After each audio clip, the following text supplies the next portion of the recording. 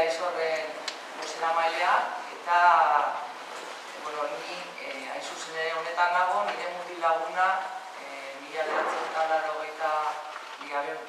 2006an Goenkako espetxean hilda agertu zelako, justo orain otsailean espetxe politika anker eta kriminalak eraila hilik agertu zen orain otsailean 8 urte.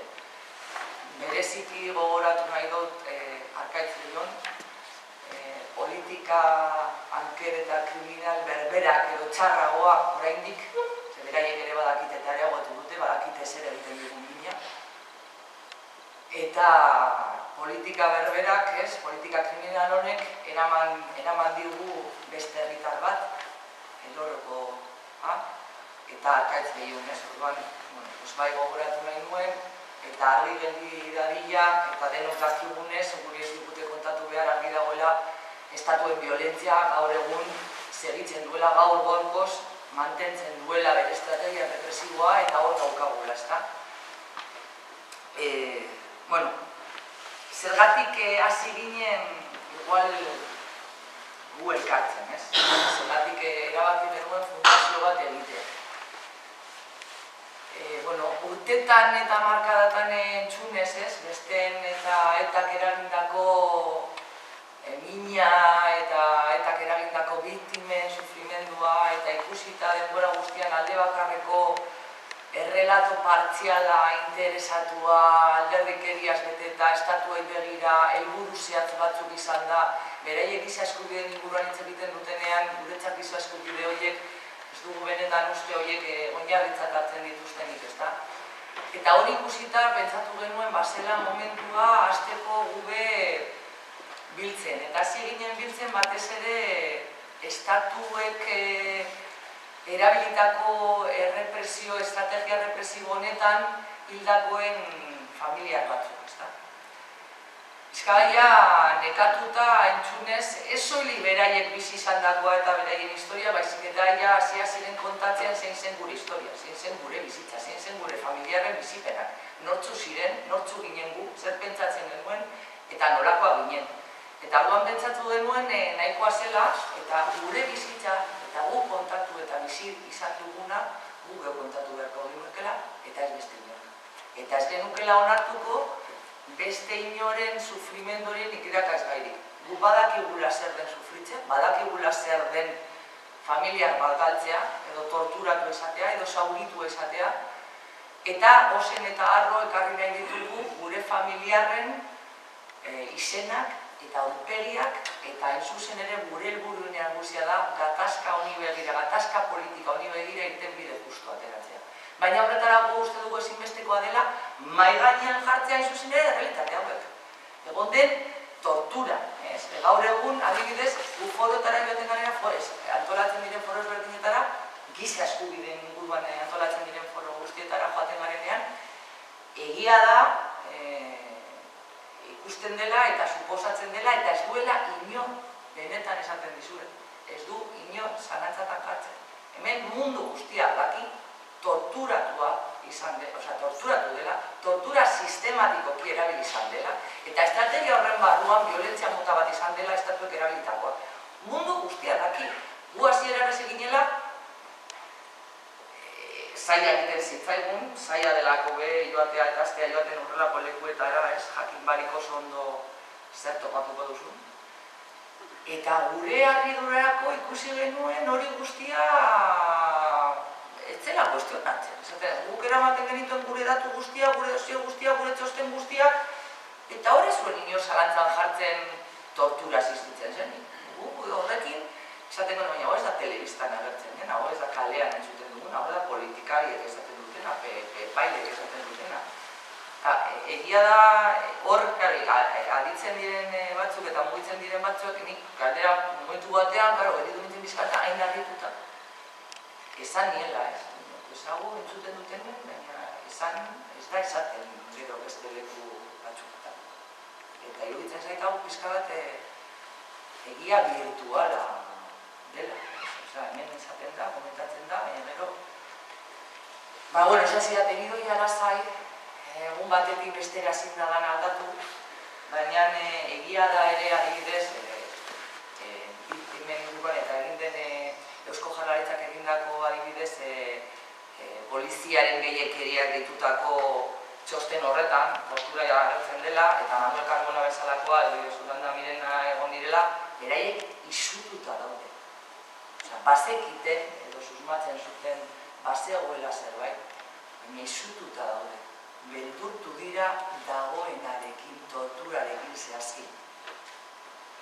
Beraiek ere ez dakite oso ondo nola bideratu hori guztia, beste leku batzuetatik moztu barik.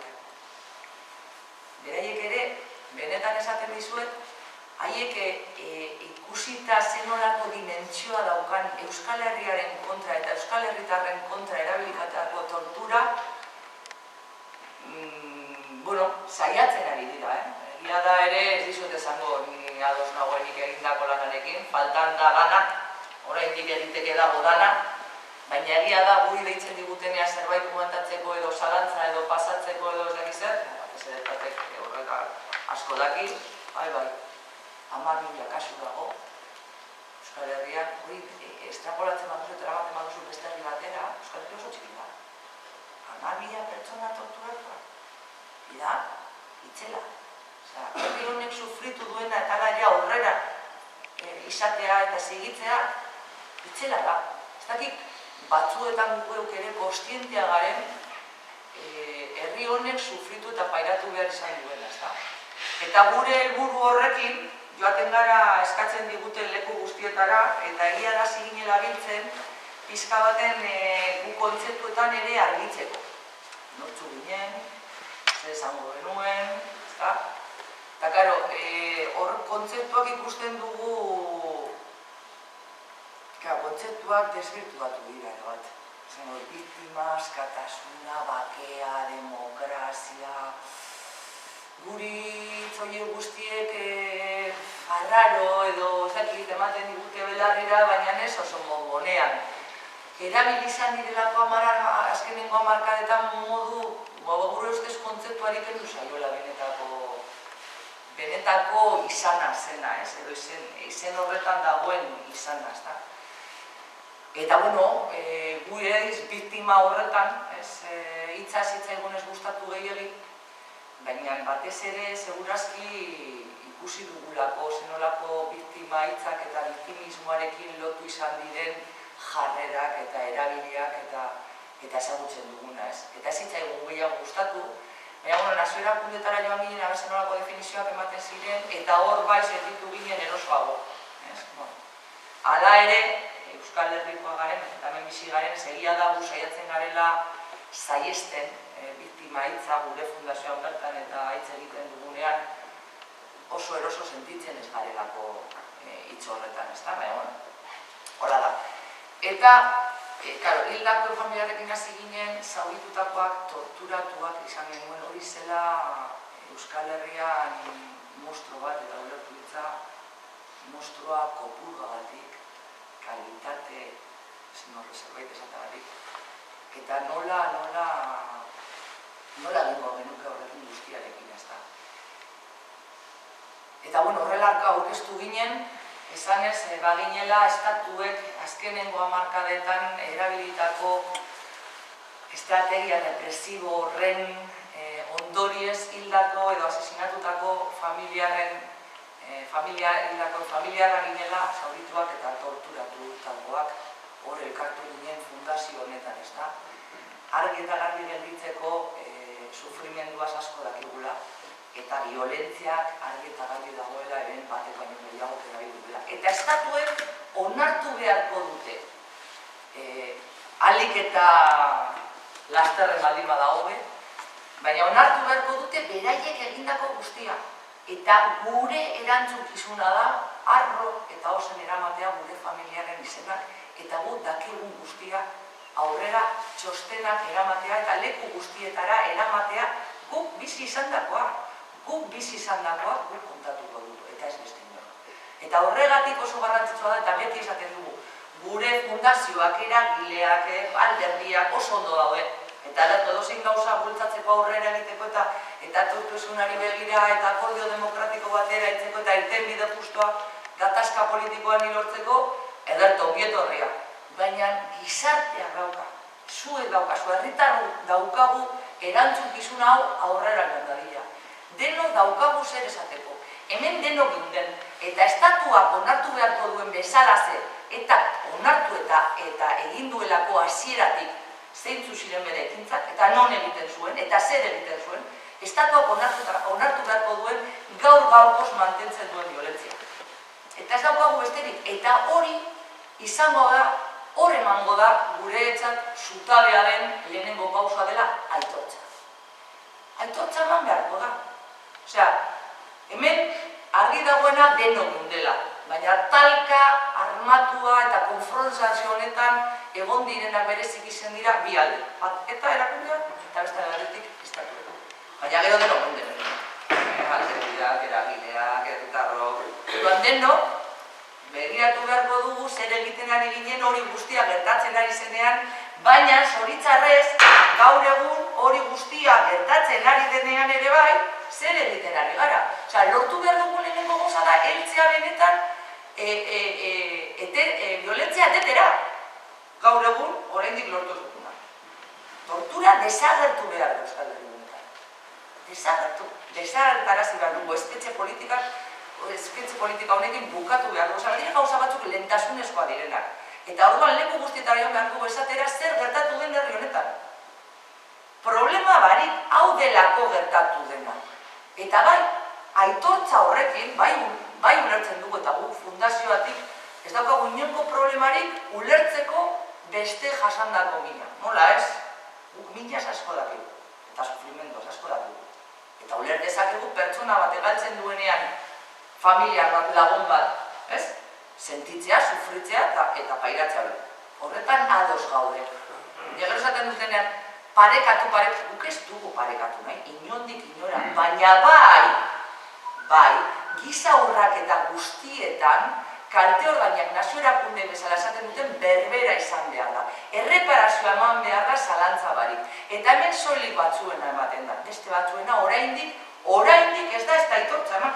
Eta oraindik gaude, klaro, soilik ukatzen dute, violentzia hori existitzen zenik, eta orduan jaro, ukatzen dute gure existentzia bera, ezin gara existitu, zego existitzen bagara, violentzia hori existitzen da. Eta orduan, bideoan esaten zuten bezala zen, arazo bat daukago, ez da? Hemen zerbait dago, egoaketan, kiratza dario, ez da? Eta hor daude, saiatzen estatzen, baina ezin dute, oso argia da. Eta aprobetsatu behar dugu aurrera egiteko denok. Eta kontatzeko denok dakiguna honetaz. Eta postua egiteko aurrera egiteko. Baina egia, horregatik beste zutabe bat guretzat da, egia. Egiari zor dugu izena. Egiari zor zaiolako herri honi, denoi, herritar guztioi, baina herri honi zor zaio egia.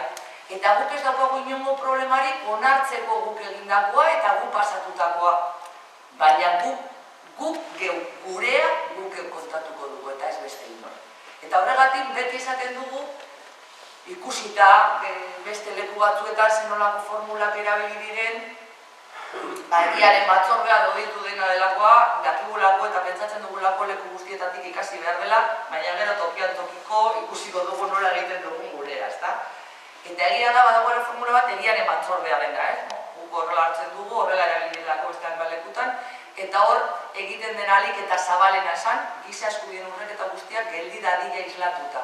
Eta egia horrekin, zor zaion egia horrekin horri, gaitasuna izango dugu denok, herriak jakiteko hortik aurrera nola eraikiko dugu. Baina ja, aitortza eman da eta egia jakin da. Karo, egiaren batzordea guk adibidez proposatzen dugunean argi izaten dugula da, karo, gobernuek bai bultzatu behar dutela, erakundek bai bultzatu behar dutela, baina ezin dutela beraiek kudeatu, zelakatuko da torturarekin gertatzen den bezala zen. Salatzen duzu, baina haiek dira egiten dutela salaketa, duan bertan bera egiten da, ez dute ikertzen, gainera salaketa egiten dizute. Duan, guk egiaren batzordea bai, instituzioak bultzatuta, baina karo, esan behar diren aditua direnak, nazioarteko aditua direnak, eta independientea. Bestela badakigu betikoa, justiziatik ez dugu zer espero. Oraindik ez digute, ez da onartu ez existitzen ganik, oraindik ez dute onartu egindako min guztia, ez? Azka politiko honi begira, jakinda arrazoia politikoak izan zirela, ondorioak eta akordioa politikoa izan beharko da aurrera egiteko. Hori bai oso argi daukagula, ez? Giza eskide aurreketa hau ez da eman dira helburu batzuekin, eta aurraketa horiek torturaren adibidez, Arregik esan zuen moduan oso latza izan da. Oso latza.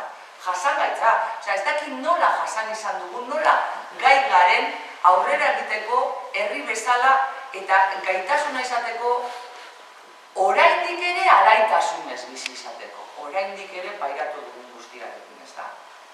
Hori ezin digute kendu inondik inora. Horregatik guk bihurtu behar gara estatuen ispilua, ez? Zuek esaten zuek gara existitzen, baina bai, aurpegia dauzkagu, izenak, hau ziren gure lagunak, bali nahi dituzte dana, ez da? Baina gu horretarako gaude, ez da kontatzeko hori guztia.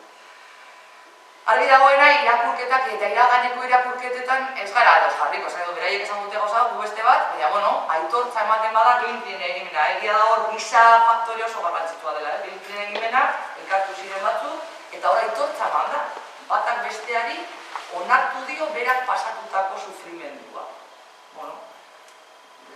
Norberak segitzen du bere ideiekin. Eman da, aitortza. Zuri gertatu zaizu hau, niri gertatu zaizu. Pero zer dela eta nondik etorritzen, horretan ez gara jarriko ados, ez da? Seguro. Horretan ez daukagu zalantzari. Baina ez dugu jarri behar. Aurrera begirako nirearekin, zuzurearekin, onartuta zer daukagun, baina, karo, aki dagoena da, zu lehenengoz aitortza mamatuta eta eta merruzko zure gureontzea. Estelan guazin bera. Eta horretan gaude oraindik. Horregatik oso zaila da guztia aurrera eramatea, baina horretan gaude eta horretan segitu behar dugu.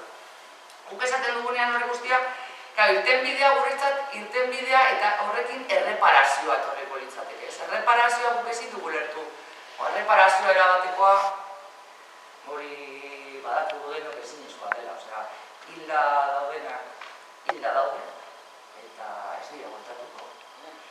Torturatuak izan direnak, batzuk bizirik, edo gehienak zorionez entzurretan bizirik atera dira, baina hor daukate bizitza oso dago ere bai, beraiek zorik dakite zer pasatu duten. Nik bitu gogoratzen dut adibidez nire Igor, nire mitil lagunaren kasuan, atxilotu zutenean eman zurituela 6 egun horiek, bera gero gonzatu zen espetzean, eta berak adibidez, gogoratzen dut esaten zian oso bakara, sorte handia izan dut, soilik kolpeak eta jipoiak izan dira. Claro, nindeno dakigulako zer abitzen den. Estatuek onartu beharko dute, bukatu behar dela eta egondako bainontzia, poltsoa, elektroda, jipoiak, hori guztia existitu da hemen. Eta oso gogorra da, eta oso gogorra egiten zen guri kontatzea. Horregatik eskertzekoa da, benetan dokumentalean agertzen direnak edo nor kontatzen duenean bere bizipen bat zen bizi izan duena, ez da? Oso zaila da, oso zaila da. Eta oso pertsonala da, ez dut ez ere esan nahi, baina bai animatzen dut mundu guztia parte hartzera honetan, ez da? Aurrera egiteko. Zentzu horretan, guk ez dugu espero ere bide judizialetik, ze beraie dira, beraie guztia antolatzen dutena, estaltzen dutena, eta segitzen dutela honekin. Bai ezigitzen dugu egia osoa, ez dugu sinesten beraie justiziarengan, baina bai ezigitzen dugu egia osoa. Zer gertatu zen, nor zegoen, nork eman zuen, edozein kasuten, nork eman zuen agindua. Noren erantzukizuna zen hori egitea edo zer egitea, edo agintzea. Badira gauza batzuk argi dagoena da, Arregitik, edo Arregiren gandik, Mikel Zabalza ginela ere bai ariben dute horrena ospatzen duela gutxi, ondiatu dituztela, hainbeste dira, Lasa Zabala gutxi jantzi. Unai Romano, bizi dagoena kontatzeko espairatutako guztia, bukatu behar da. Espetxe politika bezala esaten genuen arkaitzen honekin nahikoa dela, ezin du gehiago jasan, baina denok hartu behar dut aldura. Bideoan esaten dute, beraiek ez badute ikusten, benetan, ez dela errentablea, giza eskubiderik ez zer, ikusten ez badute, rentablea ez dela beraientzat erabilera, segituko dute erabiltzen. Guk egin behar dugu sekulako presioa lortzeko bertan bera ustea guztia. Eta hori gure esku dago, guk geuk hartu behar dugu konpromiso hori. Euskal Herri honetan, dauzkagu zenbatuta hildakoak 495 arkaitz bilionekin.